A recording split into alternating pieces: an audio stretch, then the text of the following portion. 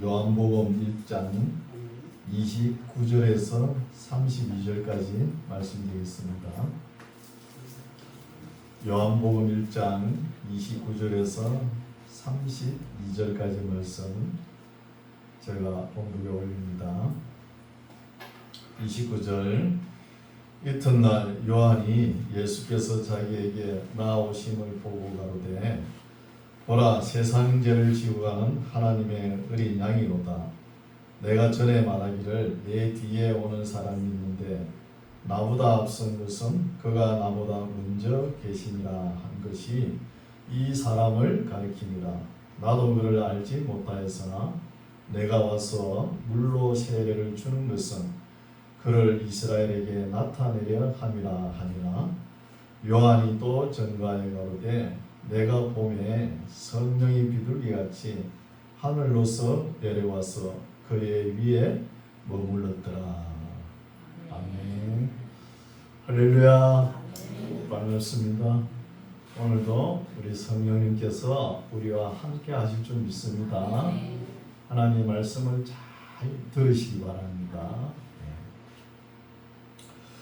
오늘 말씀을 우리가 지금 마태복음부터 계속 읽어오죠. 그러나 교회 처음 나오신 분들은 또 교회 안 다니신 분들은 이 복음서를 보고 마태복음이 뭐고 마가복음이 뭐고 누가복음이 뭐고 요한복음이 도대체 뭐냐 이렇게 이질감을 가질 수 있어요. 그런데 복음이라는 단어는 후대에 나온 단어입니다. 후대. 처음에는 어떤 단어냐 하면은 마태복음의 경우에는 카타 마따이오 그랬어요. 또 마가복음은 카타 마르콘, 누가복음은 카타 루콘, 요한복음은 카타 요한넨 이렇게 제목이 있었어요. 책 제목이. 이건 뭐냐면 카타를 왜 붙이냐면 무엇에 의한 이런 뜻이에요. 그러면 마태에 의한 복음 이런 거 한결 부드럽죠 단어가. 누가에 의한 복음 이렇게 그렇죠. 근데 이 복음이라는 단어는 한국적입니다. 사실 복자를 붙여가지고 뭐예요? 한자잖아요. 그럼 복된 소리, 복된 소식 이제 그 소리죠. 소리 엄자를 써가지고. 근데 헬라어로 번역하면은 유앙겔리온이거든요. 헬라어도 봐도 이거는 기쁜 소리, 좋은 소리란 뜻이에요. 좋은 소리.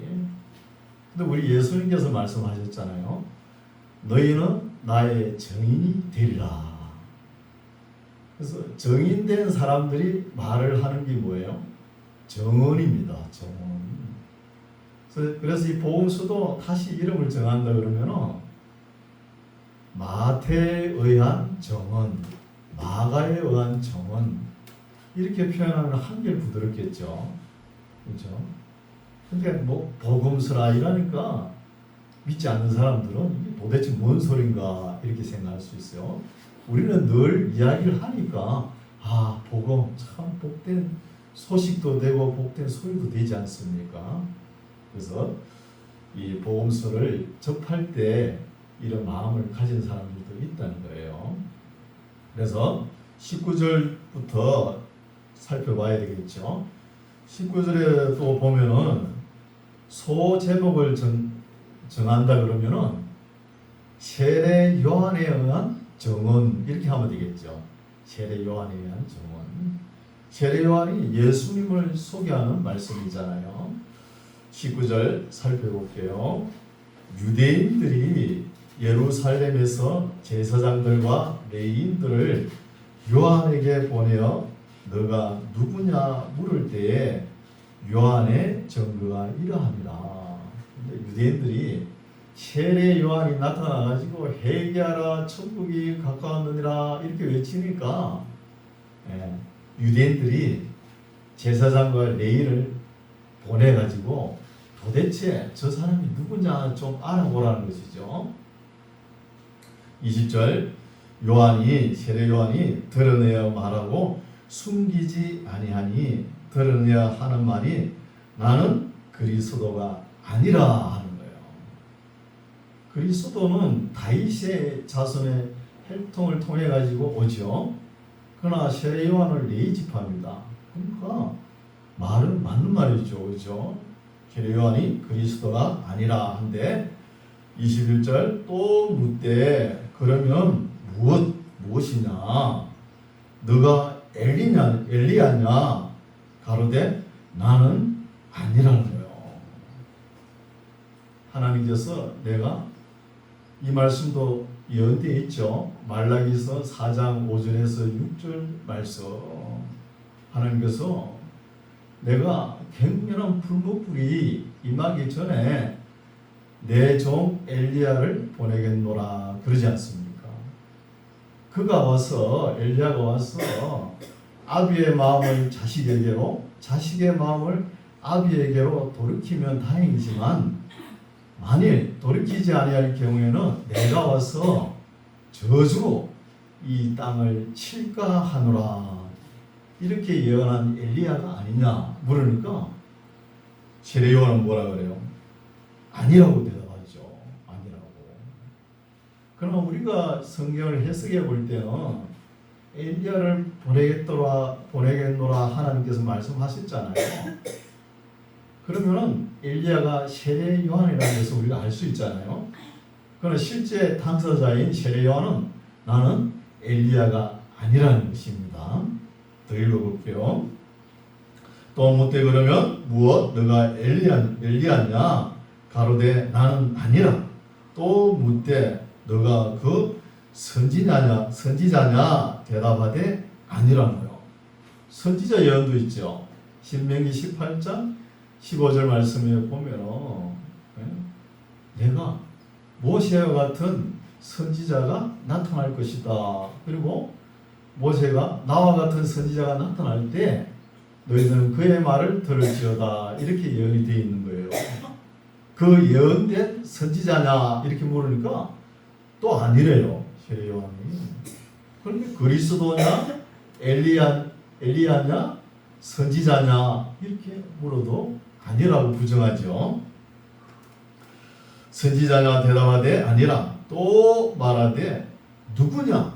도대체 누구냐는 거예요. 누구냐? 우리를 보낸 이들에게 대답하게 해라. 누구를 보냈죠?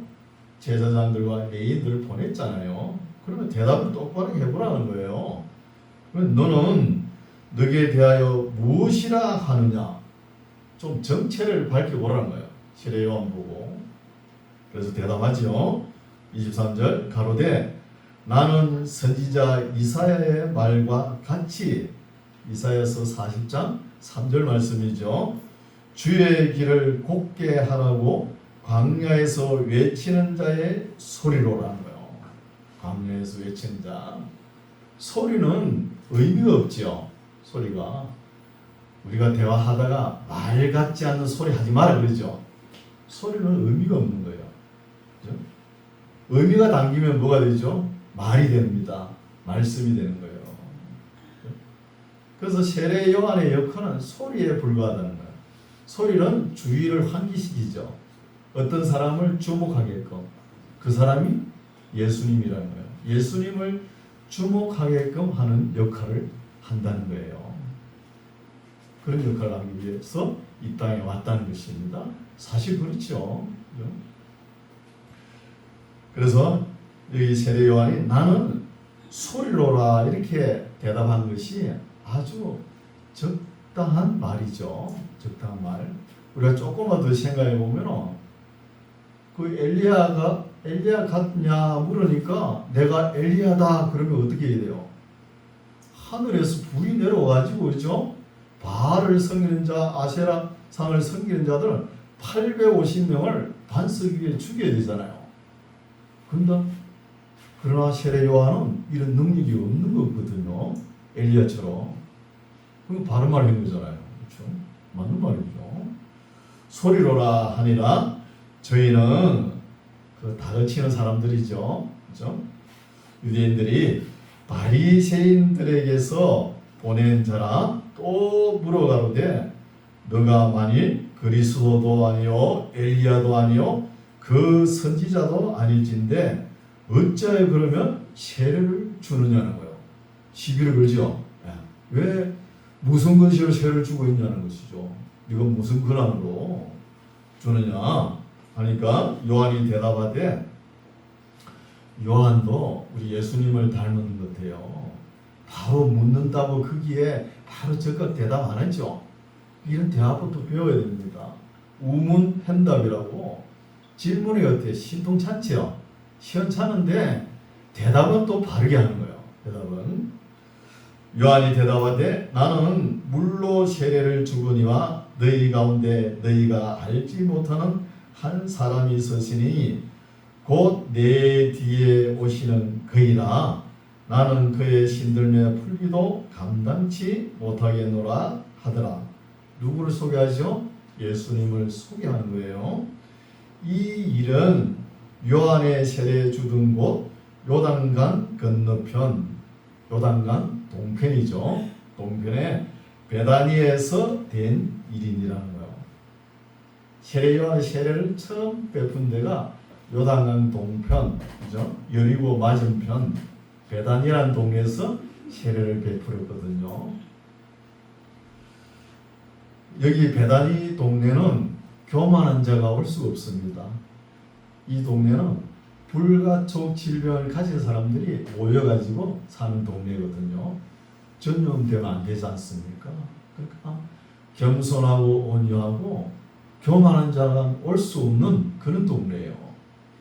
그래서 우리가 여기서 좀 더 생각해보면 하나님의 은혜가 낮은 곳에서부터 시작됩니다.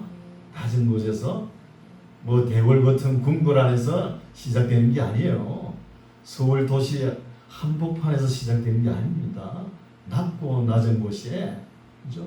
이게 조금 뭐 자기가 내가 내니 하는 사람들이 여기 올 일이 없지 않습니까? 여기서부터 세례를 베푸는 거예요. 세례를 베푸는데 29절 이튿날 요한이 예수께서 자기에게 나오심을 본 거예요. 세례 요한 앞에 세례를 받으려고 많은 무리들이 왔을 거 아닙니까? 그 전날 베다니에서 세례를 베풀었는데 다 세례를 베풀지 못했을 거 아닙니까?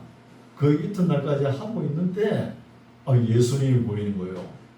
그 무리들 안에 보이시는 거예요. 그래서 예수님이 세례를 받으러 오시려면 그 전날 아침부터 나섰겠죠. 예수님이 갈릴리 지역에 있었잖아요. 갈릴리 나사렛 동네에서 올라가려면 한참 먼 거리입니다. 하루 걸어도 모자라죠. 그래 그 이튿날 세례를 받는 무리에게 같이 계시는 거예요. 그래서 여기도 조금 이야기를 더 진행하자면은 전성에 의하면은 예수님의 동생 야고보 있죠. 의인 야고보라 그러지 않습니까? 아주 갱년합니다. 그러니까 그 야고보의 형님이 예수님이잖아요. 예수님을 보니까 형님을 보니까 요새 좀 삐딱하게 나가는 거예요. 예수님께서 그 바리새인 전통 같은 거 있죠. 율법을 해석해가지고 백성들을 자꾸 올무에 걸게 넘어지게끔 하잖아요. 그런 것을 과감하게 피하지 않습니까? 장로들의 또 유정 같은 거. 그냥 피하니까 갱간한 야고보가 형님이 저래가지고는 안 되겠다. 이래가지고 또 어머니도 그들죠. 우리 큰아들이 잘못되면 안 되잖아요. 예수님이 안 되겠다 싶어가지고 또 예수님이 해당해서 말씀을 전가하시면 항상 밖에 누가 기다려요? 야고보가 기다린 거예요. 예수님 어머니 마리아도 기다리고 혹시 또 엉뚱한 소리 해가지고 무리를 일으킬까봐 그런 마음이에요. 그 얼른 나오면 예수님을 모시고 빨리 가지 않았습니까? 그런 분위기를 읽을 수 있는 거예요. 그래서 야고보 보고 형님이 세례를 받았으면 참 좋겠다고 아마 끌고 온 거예요. 데리고. 그렇죠? 그런 분위기를 볼 수 있죠. 그래서 이튿날 요한이 이 세례 요한은 목적이 뭐예요? 예수님의 소리잖아요. 예수님을 주목하게끔 만들잖아요. 세상 사람들이 어떤 소리를 하든 간에 예수님을 세상에 나타내고 싶은 거예요. 그런 목적이 있는 거예요. 그래서 이튿날 요한이 예수께서 자기에게 나오심을 보고 가로되 보라 세상 죄를 지고 가는 하나님의 어린 양이라는 거예요. 사실 그렇잖아요. 세상 죄를 다 담당하시고 십자가를 어린 양처럼 지고 가셨지 않습니까? 30절 내가 전에 말하기를 내 뒤에 오는 사람이 있는데 나보다 앞선 것은 그가 나보다 먼저 계시니라. 참, 이 말씀도 굉장한 말씀이죠. 굉장한 말씀을 선포하는 거예요. 세례 요한이. 사실 세례 요한은 예수님보다 6개월 먼저 이 땅에 왔잖아요. 근데 예수님을 소개할 때 자기보다 먼저 계시다는 거예요. 이것이 나중에 우리가 골로새서를 읽을 텐데 1장에 오늘 아침 묵상한 말씀도 뭐죠? 그리스도의 선제입니다. 예수 그리스도가 먼저 계시다는 것. 무엇보다도 이 피조물 모든 만물이 창조되기 전부터 계셨다는 것입니다. 이것이 그리스도의 선제죠. 내가 전에 말하기를 내 뒤에 오는 사람이 있는데 나보다 앞선 것은 그가 나보다 먼저 계심이라 한 것이 이 사람을 가리킴이라는 거예요. 앞에 세 복음서 읽어봐도 이런 내용을 찾을 수가 없어요. 앞에 세 복음서 읽어봐도요. 그러나 지금 이 말씀을 기록한 요한의 사도 요한입니다. 오늘 말씀 세례 요한 비교하고 사도 요한으로 비교하고 말씀드릴게요. 잘 봐야 됩니다. 사도 요한의 눈에 안테나에 딱 걸린 거예요. 사도 요한은 뭘 보는 것이죠? 예수님이 누구시냐? 예수님의 정체성을 밝히려고 하지 않습니까? 그러니까 사도 요한의 믿음의 신앙의 안테나에 딱 감지된 것이죠. 요한의 눈에. 그래서 이렇게 말씀을 기록한 것이죠. 이 사람을 가리킴이라는 거예요. 누구? 우리 예수 그리스도. 나중에 8장에 보면은 요한복음 8장에 보면은 예수님께서 어떤 말씀을 하시다가 내가 아브라함보다 먼저 왔느니라 이런 말씀도 하시는 거예요. 그럼 먼저 계셨다는 거죠. 먼저. 그렇죠? 31절 나도 세례 요한이죠. 그를 알지 못하였으나 내가 와서 물로 세례를 주는 것은 그를 누구죠? 예수님을 이스라엘에게 나타내려 함이라는 거예요. 굉장히 중요한 말씀이죠. 우리가 복음을 전가하든 간에 무엇을 하든 간에 자기가 나타나면 안 되는 거예요. 이게 정인된 모습입니다. 여러분 아침에 교회 나올 때 누구 보러 나왔어요? 저보고 나왔습니까? 저 아무 볼 것도 없습니다. 보십시오. 머리도 없고 뭐 하나 얼굴 뜯어보면 볼 게 뭐가 있어요? 아무것도 없어요. 그러나 우리가 예배당에 나올 때는 하나님의 말씀을 들으러 나와야 되는 거예요. 말씀을. 구약의 선지자들 보십시오. 하나님께서 선지자들 입에 말씀을 심어줬는데 엉뚱한 소리 하는 사람 있죠? 엉뚱한 소리 하는 사람들은 다 거짓 선지자입니다. 거짓 선지자. 오늘날도 목회자들은 항상 조심해야 되는 거예요. 제가 아침에 한 10시 20분 되면 여기 올라옵니다. 올라와가지고 기도합니다. 기도하는 게 제일 먼저 뭘 하느냐 하면 하나님 오늘도 말씀이 선포될 때 나를 나타내지 말게 하소서. 이걸 먼저 기도해요. 목회자들 조심해야 되는 거예요. 잘못하면 자기를 나타내가지고 자기가 우상이 될 수 있다는 거예요. 다 그게 그렇잖아요. 목사님들은 바라보고 나오는 거잖아요. 그러나 거듭난 영혼은 목사의 말재주를 들으러 온 게 아닙니다. 교회에 거듭난 영혼은 하나님의 말씀을 들으러 나온 거예요. 다르죠, 차원이. 그래서 세례를 주는 것은 그를 예수님을 이스라엘에게 나타내려 함이라 하니라. 요한이 또 증거하여 가로되 내가 봄에 성령이 비둘기같이 하늘로서 내려와서 그의 위에 머물렀더라. 누구 위에? 예수님 위에 머물렀죠. 여기는 성령을 형상화를 비둘기로 나타낸 것이죠. 우리 예수님은 뭐 같다 그랬죠? 앞에 나왔죠? 어린 양 같다 그랬죠. 예수님은 어린 양에 비교하고 성령은 비둘기 같다는 것이죠.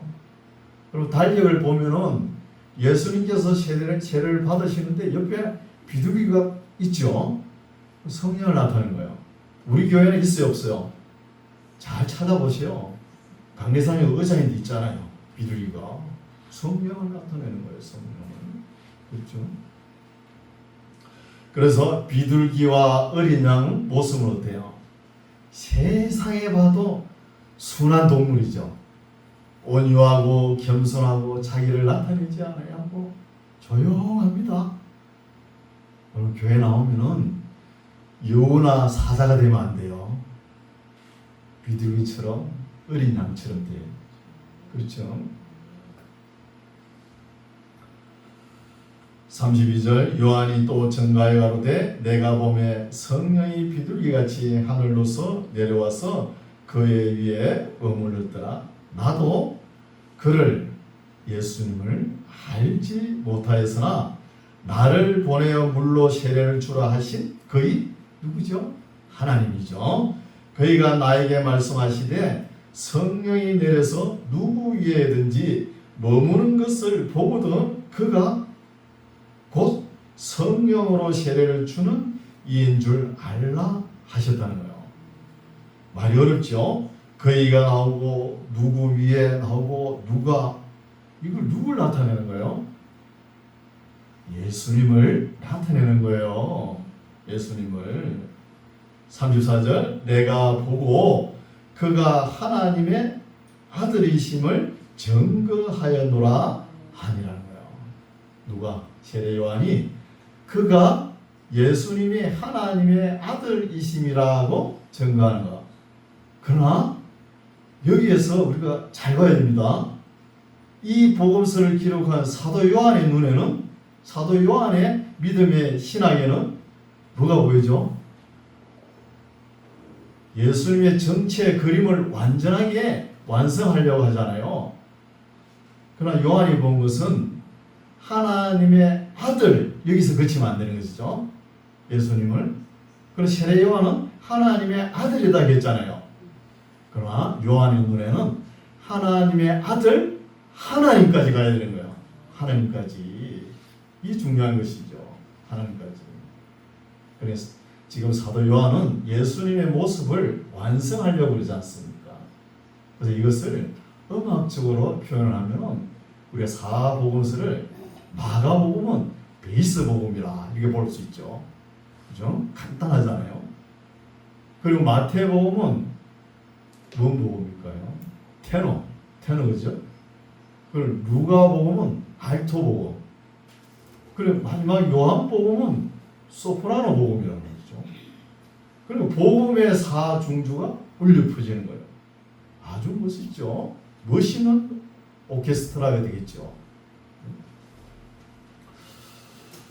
33절 나도 그를 알지 못하였으나 나를 보내어 물로 세를 주라 하신 그이가 나에게 말씀하시되 성령이 내려서 누구 위에든지 머무는 것을 보거든 그가 곧 성령으로 세례를 주는 이인 줄 알라 하셨기에 내가 보고 그가 하나님의 아들이심을 증거하였노라. 이렇게 세례 요한은 봤지만 사도 요한의 눈에는 하나님의 아들 하나님으로 보았다는 것입니다. 35절 또 이튿날 요한이 자기 제자 중 두 사람과 함께 섰다가 이 요한은 세례 요한이죠.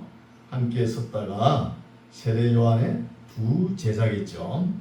예수의 다니심을 보고 말하는데 보라 하나님의 어린 양이로다. 하나님의 어린 양으로 표현했죠. 예수님을. 그러면 아무 아이가 없잖아요. 순진하고 순수하고 겸손하지 않습니까? 두 제자가 세례 요한의 두 제자 중에 하나는 뒤에 나오죠. 안드레인데 하나는 이름이 기록이 안 됐어요. 몰라요. 두 제자가 그의 말을 듣고 누구의 말을 들었죠? 세례 요한, 스승인 세례 요한의 말을 듣고 예수를 쫓아가는 거예요. 이게 쉽지 않죠. 아니 자기 제자가 기껏 자기를 따라오는 제자들 보고 이제부터 나를 따라오지 말고 저 어린 양 같은 예수님을 따라가라. 이런 말 하기 쉽지 않잖아요. 누가 그런 말을 가감히 할 수 있어요? 못하는 거예요. 세례 요한은 예수님을 나타내고 싶으니까 이런 말도 가능한 것이죠. 두 제자가 그의 말을 듣고 예수를 쫓거늘 예수께서 돌이켜 그 쫓는 것을 보시고 물어 가로되 무엇을 구하느냐. 중요하죠. 우리가 서울 시내 높은 산에서 한번 보십시오. 아침부터 저녁까지 차, 지하철 사람들이 메어치지요. 도대체 저런 사람들은 무엇을 위해서, 무엇을 추구하면서 무엇을 바라고 무엇을 얻으려고 아침부터 저렇게 분주한가? 차도 보십시오. 한쪽 방향으로 가는 거 아니잖아요. 어떤 사람은 바빠가지고 새치기를 하고 어떤 사람은 또 까불러 오고 그러지 않습니까? 도대체 무엇을 구하느냐? 우리가 세상적으로 봐도 세상적 많은 것 다 누려본 사람 있잖아요. 솔로몬.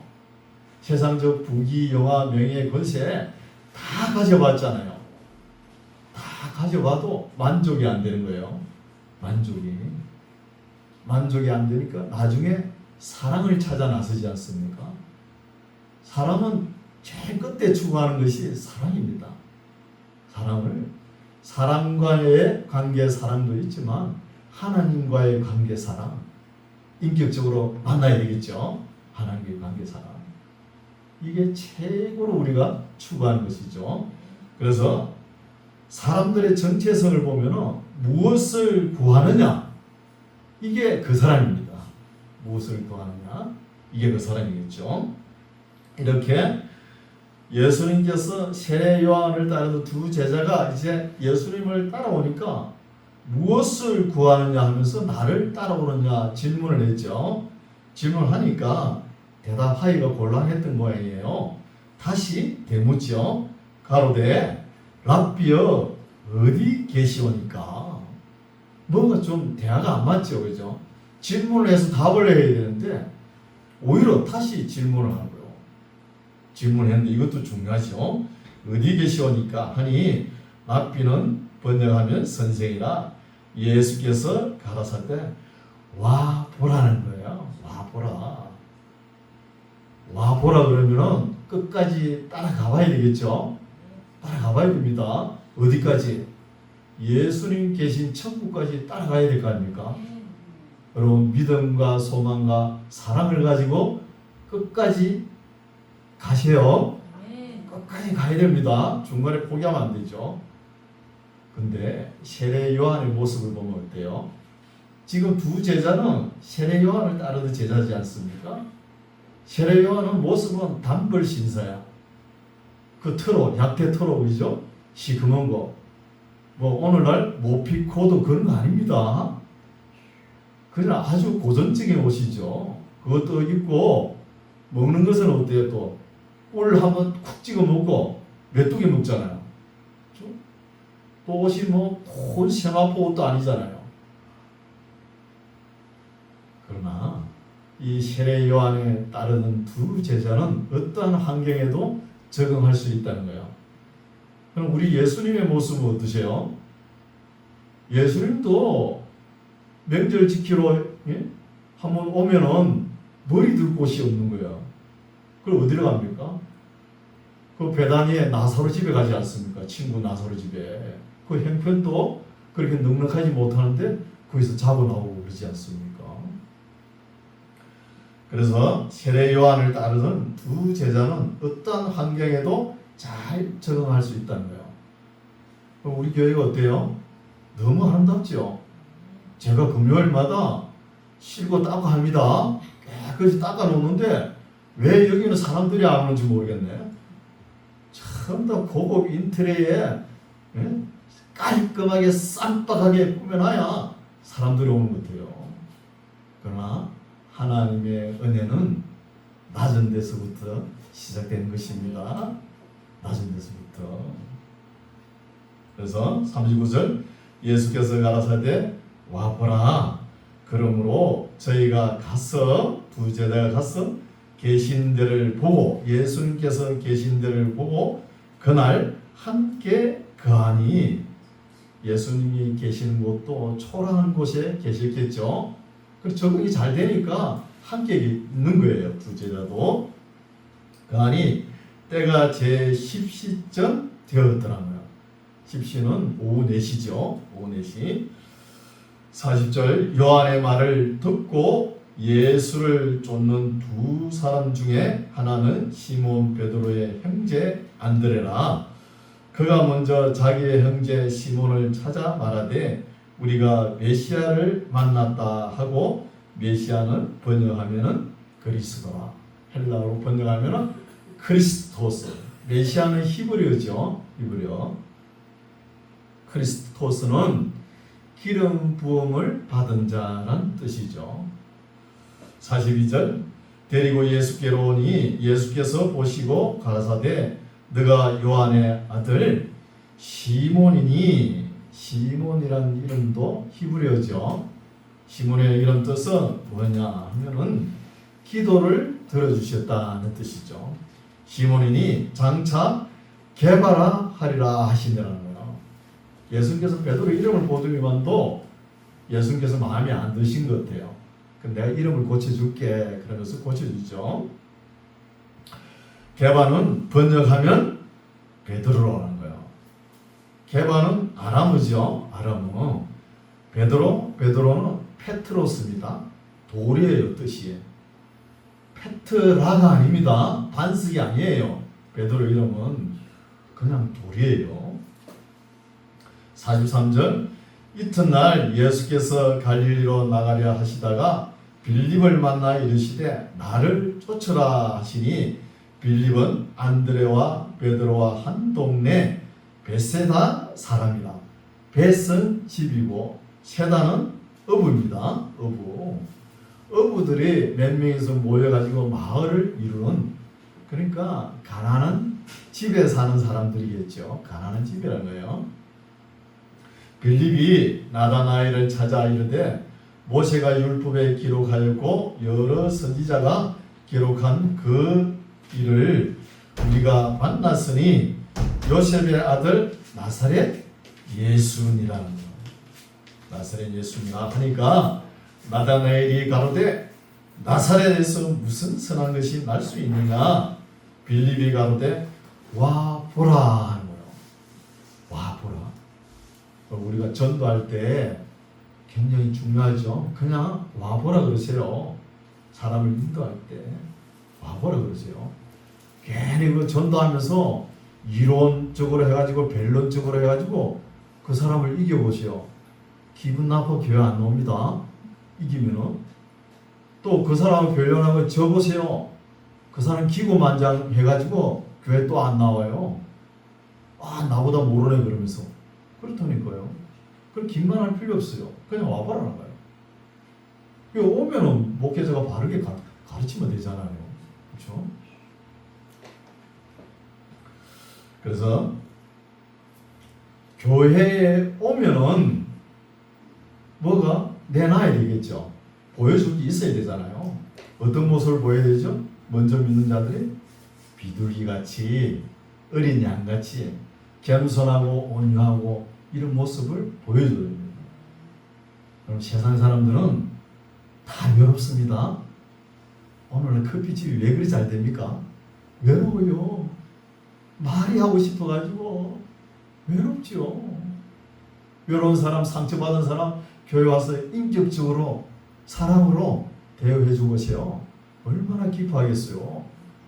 내가 세상에서는 이렇게 천대받고 말이야 눈치 받고 살아가는데 교회 가니까 나를 인격적으로 대우해 주더라 하면서 교회 나온다니까요. 그렇죠? 47절 예수께서 나다나엘이 자기에게 오는 것을 보시고 그를 가리켜 가라사대 보라 이는 참 이스라엘 사람이라 그 속에 간사한 것이 없도다는 거야. 나다나엘을 보니까 예수님께서 뭐 귀신이 들렸거나 악의가 없다는 것이죠. 칭찬하죠. 나다나엘이 가로되 어떻게 나를 아시나이까? 예수께서 대답하여 가라사대 빌립이 너를 부르기 전에 너가 무화과 나무 아래 있을 때에 보았노라는 거예요. 무화과 나무 아래에서 기도를 했는지 묵상을 했는지 모르지만 그때부터 예수님께서 보셨다는 것이죠. 49절 나다나엘이 대답하되 라비여 당신은 하나님의 아들이시오 당신은 이스라엘의 임금이로소이다. 그러니까 나다나엘이 예수님하고 뭐가 통하죠. 그죠? 그러니까 나다나엘이 예수님을 알아보는 안목이 있다는 거예요. 그래서 뭐라 그럽니까? 이스라엘 왕이십니다 그러지 않습니까? 예수님을 보고. 여러분 그러니까 교회에 나오실 때 항상 이런 기도는 꼭 하시기 바랍니다. 뭔 기도죠? 듣는 마음과 보는 눈과 깨닫는 마음을 주시옵소서. 이게 필요한 거예요. 교회에 20년, 30년 신앙 연조 자랑한 사람이 있는데 이분은 도대체 목사님께서 말씀을 선포하는 말씀을 믿어지지가 않는다는 거예요. 도대체 안 믿어진다는 거예요. 그런 사람이 있습니다. 안 믿어져요. 그건 참 곤란합니다. 목회자가 제일 힘든 사람이 그 사람이에요. 안 믿어진다는 거예요. 그 어쩔 수 없습니다. 안 믿어지는 거. 여러분, 설교 20분, 30분 목사가 설교하죠. 우리 교회는 좀 길게 하지만 설교한다고 해서 믿음이 생기는 게 아닙니다. 짧아요. 믿음은 들음에서 나는 거예요. 들음은 하나님 말씀이죠. 계속 들으시기 바랍니다. 체계적으로 창세기부터 계시록까지 처음부터 끝이 있어야 되잖아요. 계속 들으세요. 듣다 보면 삼위일체가 하나님이시다 깨달으면 오는 거예요. 그게 굉장히 중요한 거예요. 여기 지금 빌립도 예수님을 따라가고 나다나엘도 따라가고 베드로, 야고보, 요한 다 따라가잖아요. 따라가는데 나중에 믿음이 없으니까 어때요? 예수님께서 십자가에 지시기 위해서 체포되니까 전부 다 도망가 버리잖아요. 그렇다니까요. 도망가 버려요. 그래서 하나님의 은혜만 가지고 부족하죠? 진리가 있어야 되는 거예요. 예수님께는 은혜와 진리가 충만하더라 그러지 않습니까? 진리가 있어야 흔들리지가 않는 거예요. 진리가 있어야. 50절 예수께서 대답하여 가라사대 내가 너를 무화과 나무 아래서 보았다 함으로 믿느냐. 사소한 것이죠. 사소한 것을 믿으면 큰 것도 본다는 것이죠. 아래서 보았다 무화과 나무 아래서 보았다 함으로 믿느냐. 이보다 더 큰 일을 보리라. 어떤 큰 일을 보느냐. 51절 나오죠. 또 가라사대 진실로 진실로 너희에게 이르노니 하늘이 열리고 하나님의 사자들이 인자 위에 오르락내리락 하는 것을 보리라. 이거는 변화산에서 본 것이죠. 변화산에서 모세가 내려오고 엘리야가 내려올 것을 예언한 말씀입니다. 지금까지 세례 요한이 예수님을 소개했죠. 지금까지 내용이. 그러나 이 복음서를 기록한 사도 요한의 신학은 어떤 것이냐, 이걸 파악해야 되는 거예요. 우리가 앞에 세 복음서를 보면은 예수님께서 하신 말씀과 표적이 많이 기록되어 있죠. 예수님이 귀신을 얼마나 물리치고 또 병자를 얼마나 고치고 그 기록물을 이 세상이 감당하지 못하잖아요. 많이 기록을 해놨지만 요한의 신학의 안테나는 예수님이 누구시냐 요거 묻는 것이죠. 그래서 예수님이 그리스도시다. 그리스도시다. 우리가 그 이름을 힘입어서 생명을 얻는 것입니다. 예수님 이름으로. 그리고 예수님이 누구냐 확실하게 정리해 주시죠. 예수님을 따르는 12제자들이 마지막 졸업 여행을 가지고 가이사라 빌립보에 가잖아요. 갈 때 졸업 시험 문제가 딱 두 문제입니다. 다른 거 아니에요. 저희들은 나를 누구라 하느냐. 그러니까 한 문제죠. 그러니까 대답을 못하니까 너희는 나를 누구라 하느냐. 요거예요.